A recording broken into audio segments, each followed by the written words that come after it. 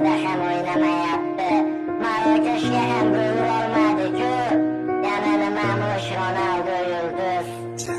Futbolni ermak uchun o'ynamagan Cristiano, ko'plab yulduzlaring sindi lekin Ronaldo. Balki sen Messiga muxlisdan olmaysan, boshqasini uni qirol deya atab oldin to'pini sanarsan. Ammo qilgan harakating ketadi bil besamar. Ronaldo bo'lmaganda yulduz bo'larmish Benzema. G'iybatin qilib charchashmadi Portugal o'g'lonini, Messiga fanat deyishar Ronaldoning o'g'lini. Har daqiqa har soniyada to'xtamadi, yugurishdan kibrga bo'lmadi do'st. Nochorlarga berdi yordam, Ronaldoni yomon deding kulganing rost ustidan. Unda nega yaxshiliklarini chiqardingiz?